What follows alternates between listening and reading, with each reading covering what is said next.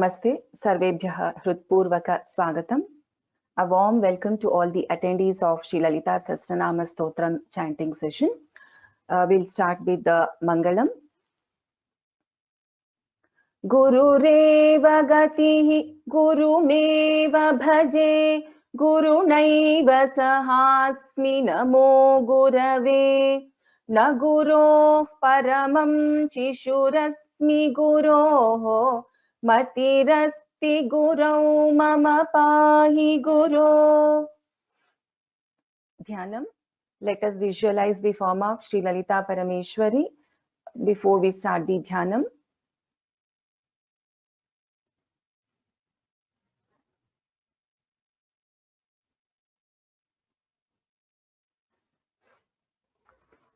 Sindhurarunavigrahan trinayanam manikya-maulispurat taranayakashekharam smitamukhimapinavakshoruham panibhyamalipurnaratnachashakam raktotpalam bibhratim सौम्यां रत्नघटस्थरक्तचरणां ध्यायेत् परामम्बिकाम्.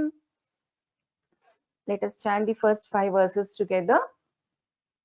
Om Shri Mata Shri Maharagni Shri Mat Simhasaneshwari Chidagni Kunda Sambhuta देवकार्य समुद्यता बुद्ध्यद्भानु सहस्राभा चतुर्बाहु समन्विता रागस्वरूप पाषाढ्या क्रोधाकाराङ्कुशोज्ज्वला मनोरूपेक्षुकोदण्डा पञ्चतन्मात्रसायका निजारुण प्रभापूरमज्जद्ब्रह्माण्डमण्डला चम्पकाशोकपुन्नागसौगन्धिकलसत्कचा कुरुविन्दमणिश्रेणीकनत्कोटीरमण्डिता अष्टमी चन्द्रविभ्राजदलिकस्थलशोभिता मुखचन्दकलङ्काभमृगनाभिविशेषका. So let us move to the 131st verse, the verses which we learned in the last few classes.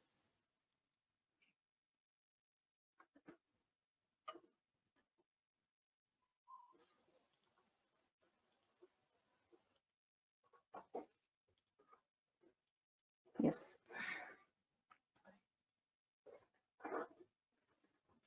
अष्टमूर्तिरजा Jaitri लोकयात्रा विधायिनी एकाकिनी भूमरूपा निर्द्वैताद्वैतवर्जिता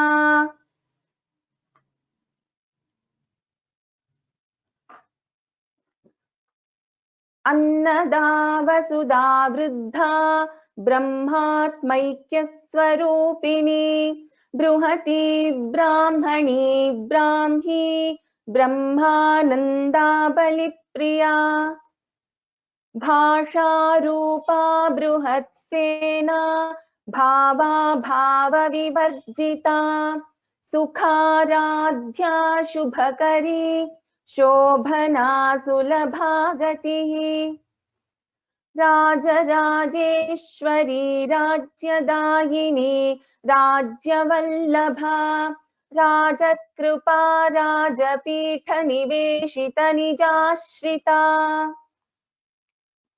राज्यलक्ष्मीः कोशनाथा चतुरङ्गबलेश्वरी साम्राज्यदायिनी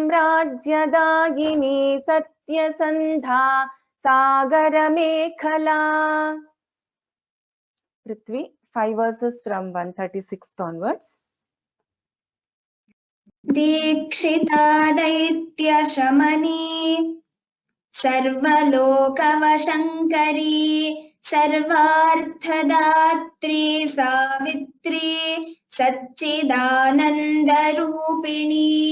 देशकालापरिच्छिन्ना सर्वगा सर्वमोहिनी सरस्वती शास्त्रमयी गुहाम्बा गुह्यरूपिणी सर्वोपाधिविनिर्मुक्ता सदा शिवपतिव्रता सम्प्रदायेश्वरी साध्वी गुरुमण्डलरूपिणी कुलोत्तीर्णा भगाराध्या माया मधुमतीमही गणाम्बा गुह्यकाराध्या कोमलाङ्गी Gurupriya स्वतन्त्रा सर्वतन्त्रेशी दक्षिणामूर्तिरूपिणी सनकादिसमाराध्या शिवज्ञानप्रदायिनी. Vibha, 5 verses from here. कलानन्दकलिका प्रेमरूपा प्रियङ्करी नाम पारायण प्रीता नन्दिविद्या नटेश्वरी मिथ्या जगदधिष्ठाना मुक्तिदा मुक्तिरूपिणी लास्यप्रियालयकरी लज्जारम्भादिवन्दिता भवदावसुधावृष्टिः पापारण्यदवानला दौर्भाग्यतूलवातूला चराध्वान्तरविप्रभा भाग्याब्धिचन्द्रिका भक्तचित्तकेकि घना घना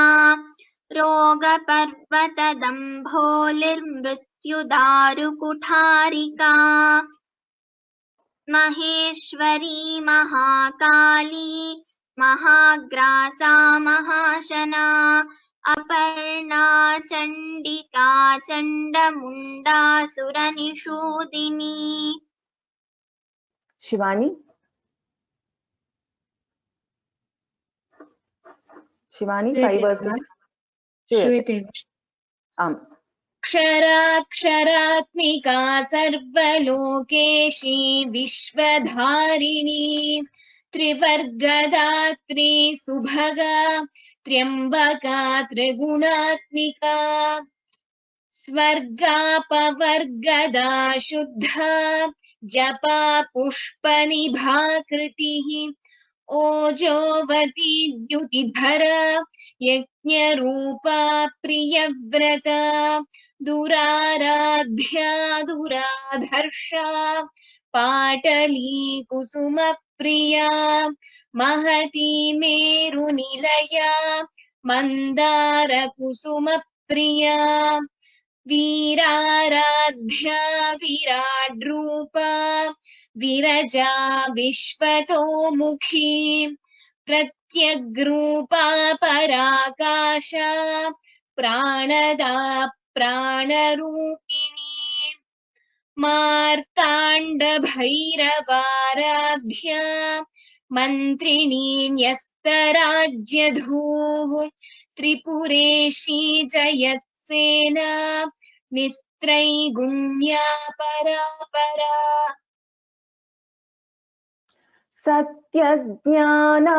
सत्यज्ञानानन्दरूपा सामरस्य परायणा कपर्दिनी कलामाला कामधुक्कामरूपिणी कलानिधिः काव्यकला रसज्ञा रसशेवधिः पुष्टा पुरातना पूज्या पुष्करा पुष्करेक्षणा परञ्ज्योतिः परन्धामा परमाणुः परात्परा पाशहस्ता पाशहन्त्री परमन्त्रविभेदिनी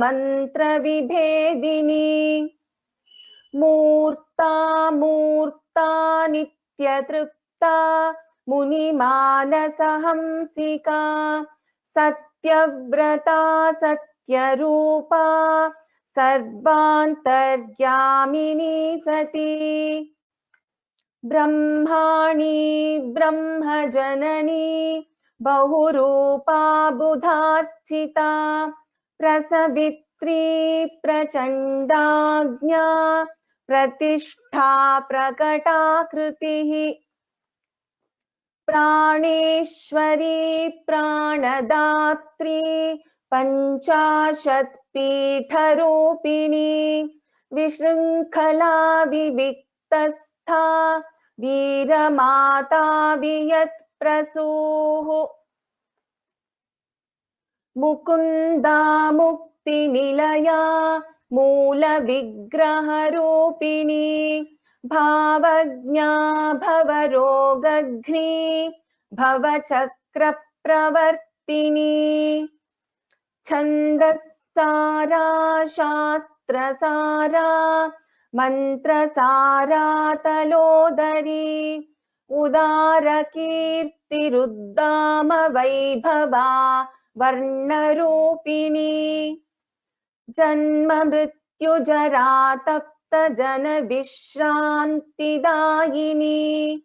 सर्वोपनिषदुद्घुष्टा शान्त्यतीतकलात्मिका गम्भीरा गगनान्तस्था गर्विता गानलोलुपा कल्पनारहिता काष्ठा कान्ता कान्तार्धविग्रहा. So we stopped at 160th verse in the last class, that was on Friday.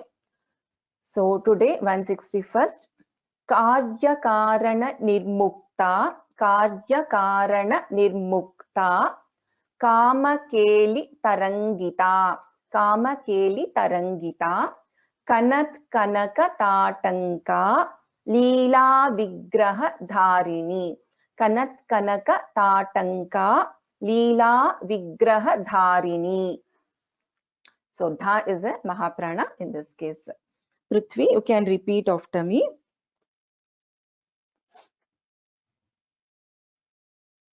कार्यकारण निर्मुक्ता कार्यकारण निर्मुक्ता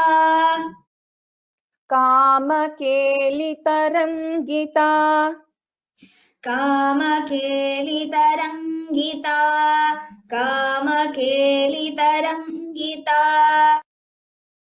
कार्यकारण निर्मुक्ता कामकेलि तरंगिता कार्यकारण निर्मुक्ता कामकेलि तरंगिता कार्यकारण निर्मुक्ता कामकेलि तरंगिता कनत कनक ताटंका कनत कनक ताटंका लीला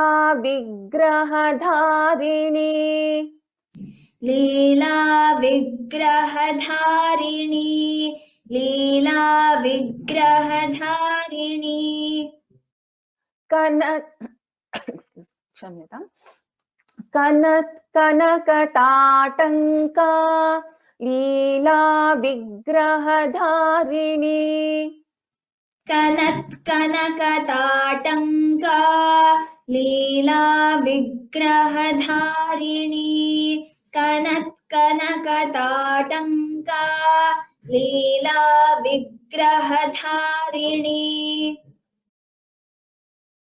कार्यकारण निर्मुक्ता कामकेलि तरंगिता कनत कनक ताटंका लीला विग्रह धारिणी कार्यकारण निर्मुक्ता कामकेलि तरंगिता कनत कनक ताटंका लीला विग्रहधारिणी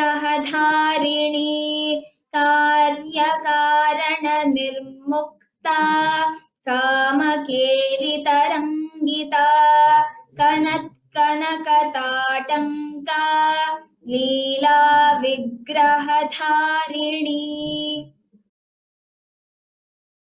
Uttamam. So there are 4 names here.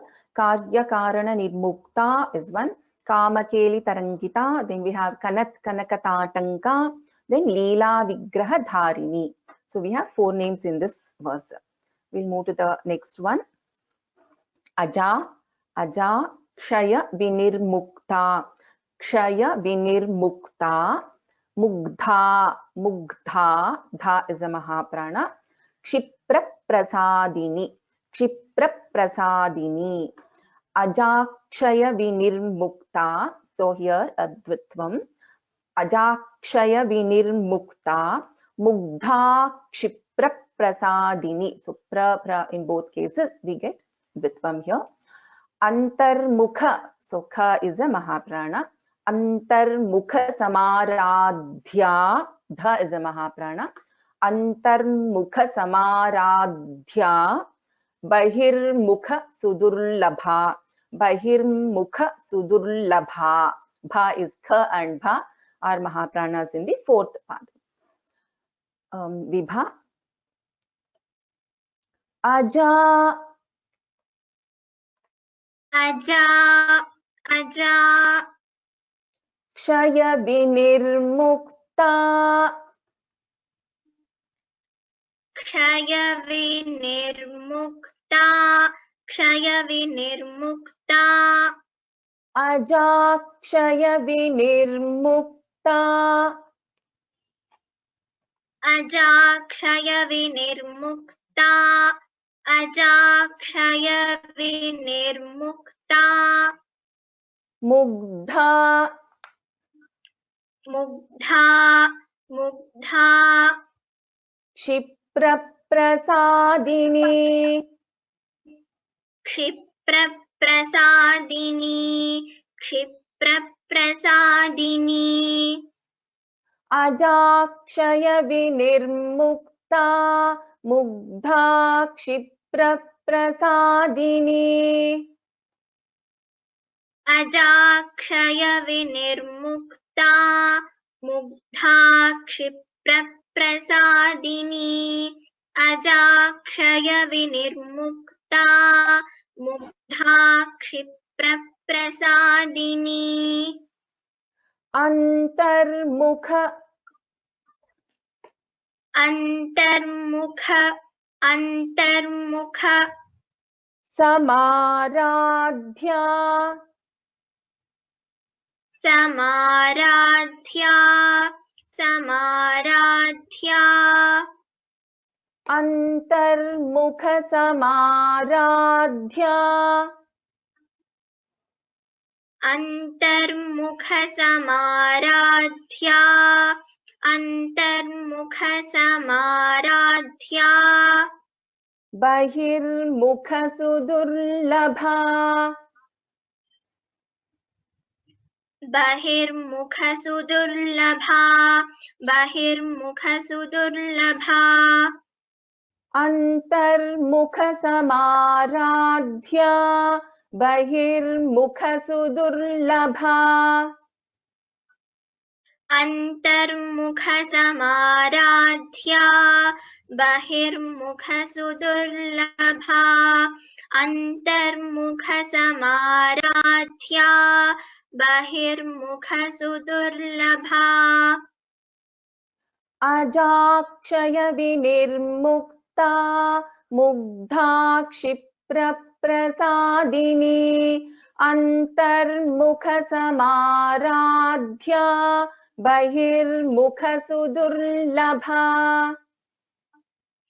Ajakshaya Vinirmukta. Mugdha Kshipra Prasadini. Antarmukha Samaradhya. Bahirmukha Sudurlabha. Ajakshaya Vinirmukta. Mugdha Kshipra Prasadini. अन्तर्मुखसमाराध्या बहिर्मुखसुदुर्लभा. Uttamam. So here again it is a very straightforward split of names given. Aja 1, Kshaya Vinirmukta 2, Mugdha 3, Kshipra Prasadini 4. Very, if you notice this, Kshipra Prasadini, very beautiful name. She will get pleased very soon and bless the bhaktas very quickly. Kshipra Prasadini, very easily, very fast. She will be pleased and will be blessing. Antarmukha Samaradhya Bahirmukha Sudurlabha. So 4 names in the first line and 2 names in the second line. So 163rd verse. Trayi Trivarga Nilaya, Trayi Trivarga Nilaya, Tristha, Sa and Tha is a Mahaprana, Tristha Tripura Malini. So Trayi Trivarga Nilaya, Tristha Tripura Malini, Niramaya Niralamba, Swatma Rama Sudha Srutihi. Niramaya Niralamba, Swatma Rama Sudha Srutihi. So, general tendency, this Srutihi, many people get confused with as Smriti, Sudha Smritihi. So, this is Sudha Srutihi, Sudha Srutihi. Shivani? Shivani? Trayi. Trayi, Trayi, Trivarganilaya. Trivarganilaya, Trivarganilaya, Trayi Trivarganilaya. Trayi, Trivarganilaya, Trayi, Trivarganilaya, Tristha. Tristha, Tristha, Tripura Malini. Tripura Malini, Tripura Malini, Trayi Trivarganilaya. Trayi, Trivarganilaya, Trayi, Trivarganilaya, Tristha Tripura Malini. Tristha, Tripura Malini, Tristha, Tripura Malini, Trayi Trivarganilaya. Tristha Tripura Malini. Trayi, Trivarganilaya, Tristha, Tripura Malini, Trayi, Trivarganilaya, Tristha, Tripura Malini, Niramaya. Niramaya, Niramaya, Niralamba. Niralamba, Niralamba, Niramaya Niralamba. Niramaya, Niralamba, Niramaya, Niralamba, Swatma Rama. Svatma Rama, Svatma Rama, Sudha Srutihi. Sudha Srutihi, Sudha Srutihi, Swatma Rama Sudha Srutihi. Svatma Rama, Sudha Srutihi, Svatma Rama, Sudha Srutihi, Niramaya Niralamba. Swatma Rama Sudha Srutihi. Niramaya Niralamba, Svatma Rama, Sudha Srutihi, Niramaya Niralamba, निरालम्बा स्वात्मा रामा सुधाश्रुतिः त्रयी त्रिवर्गनिलया त्रिस्था त्रिपुरमालिनी निरामया निरालम्बा स्वात्मा रामा सुधाश्रुतिः त्रयी त्रिवर्गनिलया त्रिस्था त्रिपुरमालिनी निरामया निरालम्बा स्वात्मा रामा सुधाश्रुतिः त्रयी त्रिवर्गनिलया त्रिस्था त्रिपुरमालिनी निरामया निरालम्बा स्वात्मा रामा सुधाश्रुतिः Tamam. So this is again a very straightforward verse. We have Trayi, Trayai Namaha, Trayai Namaha, Trayi. Then we have Trivarga Nilaya, Tristha, Tripuramalini. So we have 4 names in the first line. And second line we have Niramaya, Niralamba, Swatma, Rama, Sudhasritihi, 4 names. So we have totally 8 names in this specific verse. We'll move to the next one. Prithvi.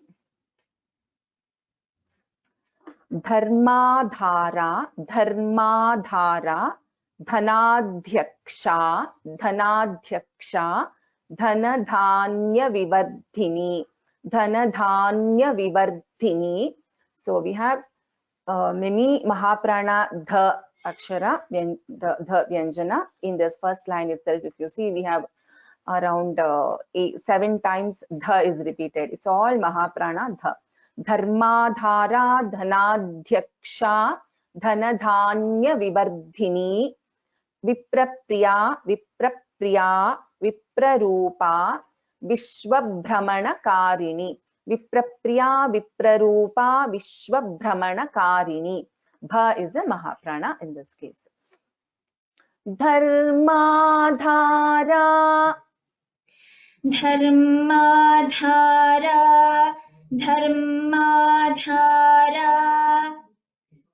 Dhana, did I skip one verse? I think I skipped this verse. I'm sorry. After Sudha 163rd, it is 164th. I think I missed this, right? Yes, Kshamyatam. And this is one of the very important verses also, which we should not miss actually. Samsara Panka Nirmagna Samudharana Pandita. Samsara Panka Nirmagna Samudharana Pandita. The and the. We have Alpa Prana the as well as Mahaprana the. So this is actually meant for, people like us who are so much immersed in our, Samsara Panka. So our day-to-day life and, the Vyamoha, etc. So this actually means she is the one who is capable of actually uplifting us from this samsara panka nirmagna. We are so much magnas, we are so much into this samsara panka. So she is capable of samudharana, that is, doing the uddara of people like us. That's what it means. So samsara panka nirmagna samudharana pandita. So this is actually one name. We should not split this. Only for learning sake, we will split this. Yajna priya, Yajna priya, Yajna kartri, Yajamana swarupini. Yajna priya, Yajna kartri, Yajamana swarupini. Prithvi, you can chant after me. Samsara panka. Samsara panka, Samsara panka. Nirmagna, Nirmagna, Nirmagna. Samudharana Pandita. Samudharana Pandita, Samudharana Pandita. Samsara Panka Nirmagna Samudharana Pandita. Samsara Panka Nirmagna Samudharana Pandita, संसारपङ्कनिर्मग्नसमुद्धरणपण्डिता यज्ञप्रिया यज्ञप्रिया यज्ञप्रिया यज्ञकर्त्री यज्ञकर्त्री यज्ञकर्त्री यजमानस्वरूपिणी यजमानस्वरूपिणी यजमानस्वरूपिणी यज्ञप्रिया यज्ञकर्त्री यजमानस्वरूपिणी यज्ञप्रिया यज्ञकर्त्री यजमानस्वरूपिणी यज्ञप्रिया यज्ञकर्त्री यजमानस्वरूपिणी संसारपङ्कनिर्मग्नसमुद्धरणपण्डिता यज्ञप्रिया यज्ञकर्त्री यजमानस्वरूपिणी संसारपङ्कनिर्मग्नसमुद्धरणपण्डिता यज्ञप्रिया यज्ञकर्त्री यजमानस्वरूपिणी संसारपङ्कनिर्मग्नसमुद्धरणपण्डिता यज्ञप्रिया यज्ञकर्त्री यजमानस्वरूपिणी. So as I said earlier, the Samsara Panka Nirmagna Samudharana Pandita is one name, and then we have Yajnapriya, Yajnakartri and Yajamanas Swarupini, 3 names in the second line. So totally we have 4 names in this verse. Okay, 165th verse. This is the last verse for today. Dharmadhara Dhanadhyaksha Dhanadhanya Vivardhini. Like I said earlier, so there are a lot of Mahaprana Akshara Dha here. Dharmadhara Dhanadhyaksha Sha Dhanadhanya Vivardhini. Then we have Viprapriya Viprarupa Vishwabhramana Karini. Vibha, you can repeat after me. Dharmadhara धर्माधारा धर्माधारा Dhanadhyaksha धनाध्यक्षा धनाध्यक्षा Dhanadhanya Vivardhini धनधान्य विवर्धिनी धनधान्य विवर्धिनी Dharmadhara Dhanadhyaksha Dhanadhanya Vivardhini धर्माधारा धनाध्यक्षा धनधान्य विवर्धिनी धर्माधारा धनाध्यक्षा धनधान्य विवर्धिनी Viprapriya विप्रप्रिया विप्रप्रिया Viprarupa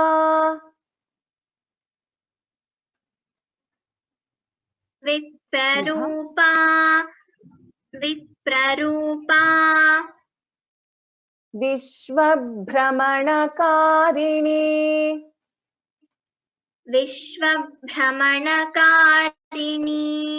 विश्वभ्रमणकारिणी Viprapriya Viprarupa Vishwabhramanakarini विप्रप्रिया विप्ररूपा विश्वभ्रमणकारिणी विप्रप्रिया विप्ररूपा विश्वभ्रमणकारिणी धर्माधारा धनाध्यक्षा धनधान्यविवर्धिनी विप्रप्रिया विप्ररूपा विश्वभ्रमणकारिणी धर्माधारा धनाध्यक्षा धनधान्यविवर्धिनी विप्रप्रिया विप्ररूपा विश्वभ्रमणकारिणी धर्माधारा धनाध्यक्षा धनधान्यविवर्धिनी विप्रप्रिया विप्रप्रिया विप्ररूपा विश्वभ्रमणकारिणी. Right. So Dharmadhara, Dhanadhyaksha, Dhanadhanya Vivardhini, three names in the first line. Then we have Viprapriya, Viprarupa, Vishwabhramanakarini, which is again three names. So we have totally 6 names in this particular verse. Shivani, I request you to actually chant the new shlokas that we learned today, that is from 161 to 165.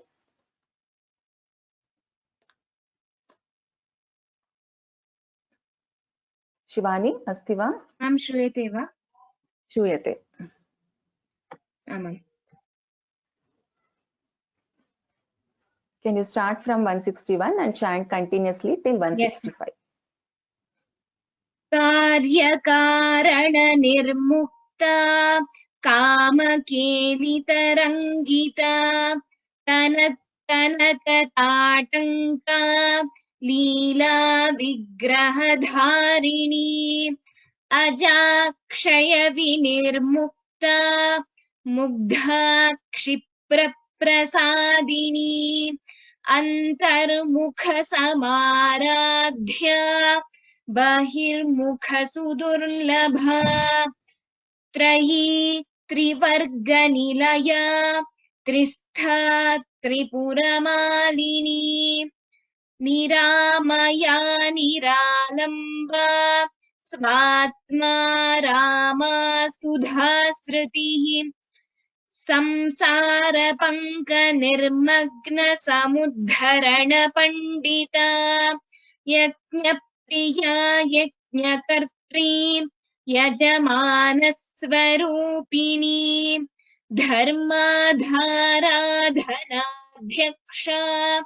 धनधान्यविवर्धिनी विप्रप्रिया विप्ररूपा विश्वभ्रमणकारिणी.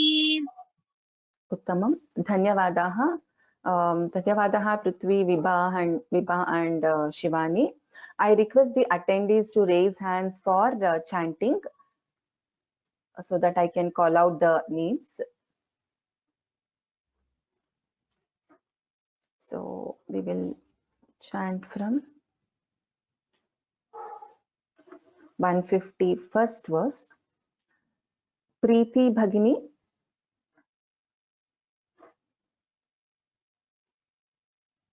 Preeti Bhagini. नमस्ते मां. Namaste. सत्यज्ञानानन्दरूपा सामरस्य परायणा कपर्दिनी कलामाला कामधुक् कामरूपिणी. उत्तमं भगिनी, धन्यवादाः. Sushma 999. I have unmuted you, Bhagini. You are on self-mute. Sushma 999. Sushma Kanit. Sushma or Kanit? Yeah, yes. Sushma Kanit. Namaskaram, friend. Can you chant? Satyajnanarandarupa. Continue. Satyajnanarandarupa सामरस्य परायणा कपर्दिनी कलामाला कामदुःखामरूपिणी. Last pada, can you chant again? Last padam, can you chant again? I could not hear clearly. Sure. कपर्दिनी कलामाला कामधुक्कामरूपिणी. Okay, Uttamam. Only thing is dha you can put little more effort into it. So कामधुक्कामरूपिणी कामधुक्कामरूपिणी. धन्यवाद. धन्यवाद.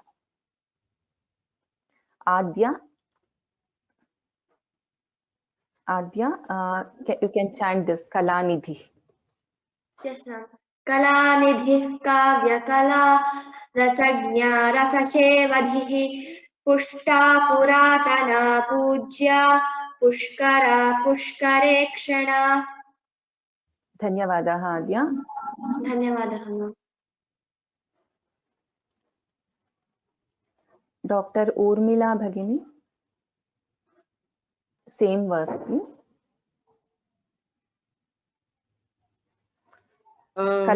कलानिधि काव्यकला रसज्ञा रस सेवदिः Pushta पुरातना पूज्या पुष्करा पुष्करेक्षणा. Shall I teach once, Bhagini, the first line specifically? Okay, thank you. Kalanidhi kavyakala. Kalanidhi kavyakala. So here, after nidhihi, that is nidhi, we have a visarga, and then we have ka. Yes, we have after nidhi, we have visarga, and then we have ka. So we will not pronounce complete visarga. Kalanidhi kavyakala. Kalanidhi kavyakala. Rasagnya. 1 minute. Rasagnya rasashevadhihi. Rasagnya rasasevadhihi. This is sha, shankara sha. Rasashevadhihi. Rasagnya rasashevadhihi. Rasashevadhihi. Pushta puratana pujya. Pushta puratana pujya. Pushkara. Pushkara. Pushkarekshana. Pushkarekshana. Pushkarekshana. Dhanyavadaha Urmila Bhagini. Thank you. Dishna ye.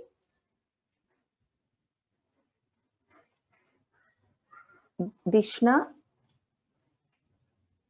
I have unmuted you.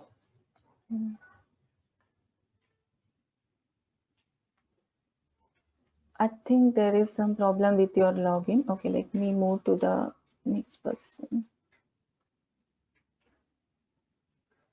Okay. Can you try now, Dishna Bhagini? I have unmuted you.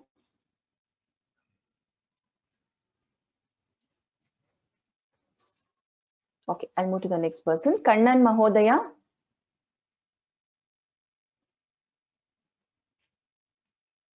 Kannan Mahodaya.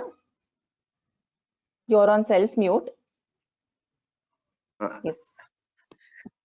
Kalanidhi kavyakala rasagnya rasasevadhihi pushta puradana pujya pushkara pushkarekshana. Dhanyavadaha Mahodaya. Dhanyavadaha. Karunya. Karunya Bhagini. Yes, ma'am. Am I audible? Yes, can try this. Paranjyoti. Paranjyoti Parandhama Paramanu Paratpara Pashahasta Pashahantri Paramantra Vibhedini. Bhagini, can you chant the first line again? It's Paranjyoti Parandhama Paramanu Paratpara. Can you try? परं ज्योतिः परं धाम परमाणुः परात् परा. Can you continue, Pashahasta? Yes. पाशहस्ता पाशहन्त्री परमन्त्रविभेदिनी. धन्यवादाः. Can go on mute. Swathi Bhagini, can you chant this same verse? Yeah. Yes. Paranjyotif parandhama paramanuh parat para pashahasta pashahantri paramantra vibhedini. Tamam. Dhanyavadaha Bhagini. Dhanyavadaha. Jayashri Bhagini, you can try this. Murta Murta. मूर्ता मूर्ता नित्यतृप्ता मुनिमानसहंसिका सत्यव्रता Satyarupa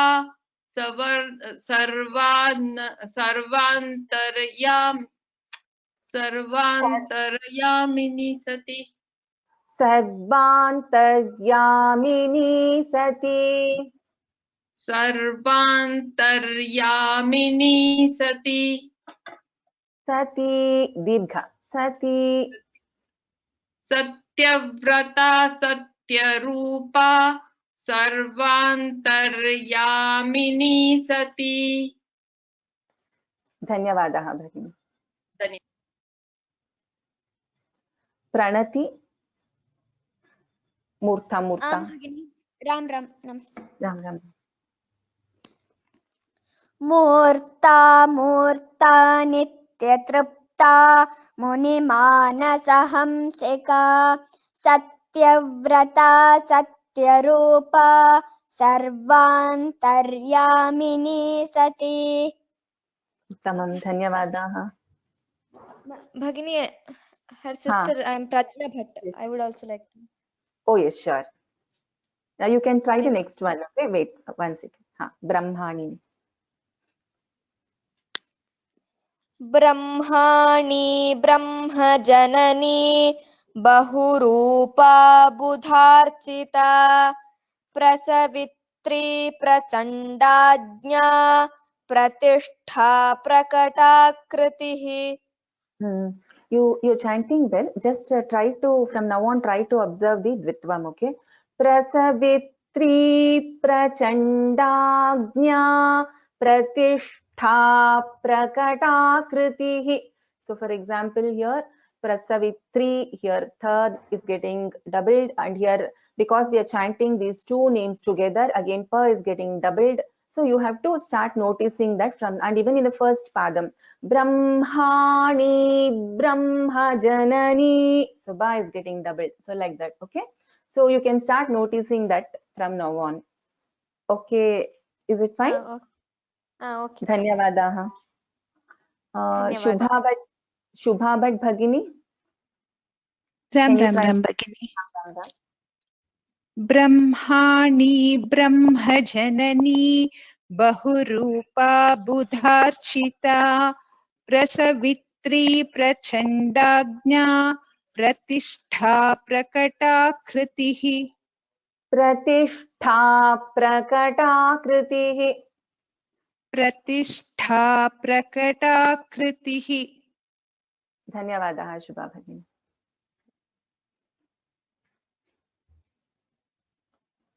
Rajini, can you try this? Ram Bhagini. Yes ma'am.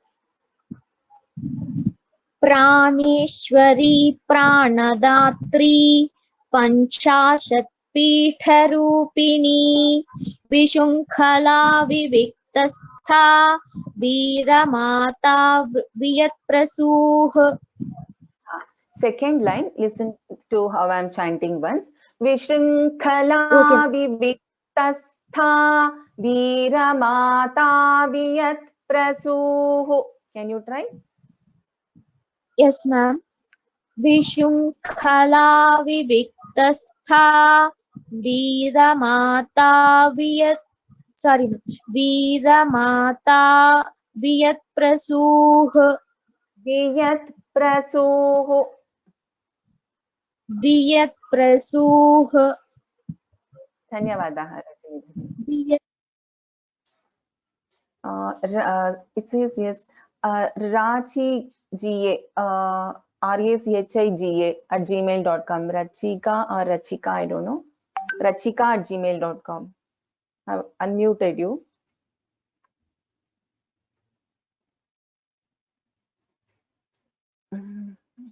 Okay, I'll move to the next person. Smita Hanchinal. Yes, same verse, Praneshwari. प्राणेश्वरी प्राणदात्री पञ्चाशत् पीतरूपिणी विशृङ्खला विविक्तस्था वीरमाता वियत्प्रसूः उत्तमं धन्यवादाः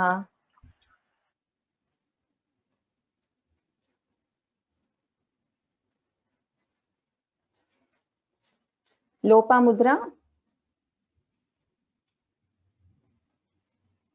can you try Mukunda Mukti Nilaya? Your answer, yes. Mukunda मुक्तिनिलया मूलविग्रहरूपिणी भावज्ञा भवरोगग्नि भवचक्रप्रवर्तिनी Lopamudra, see here, Bhavarogagni. So first ga is an Alpa Prana, second gha is Mahaprana. Can you try the second line again? भावज्ञा भवरोगग्नि भवचक्रप्रवर्तिनी Dhanyavadaha. Mom. Your brother wants to chant? Yes. Yes.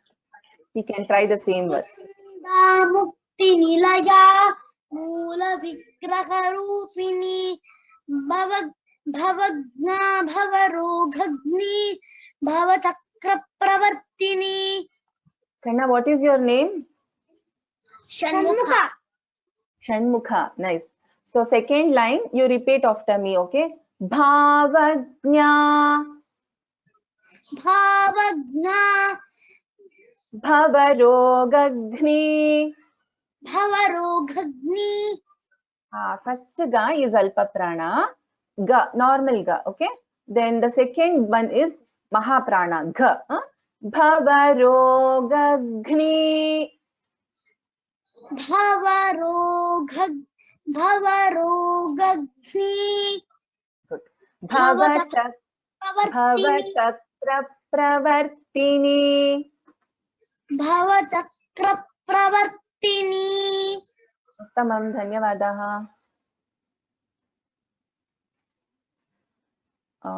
Kausdesh78@gmail.com. I have unmuted you.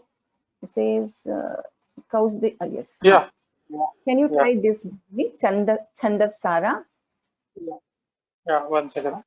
Chandasara Shastrasara Mantrasara Talodari Udara Kirti Ruttama Vaibhava Varna Rupini.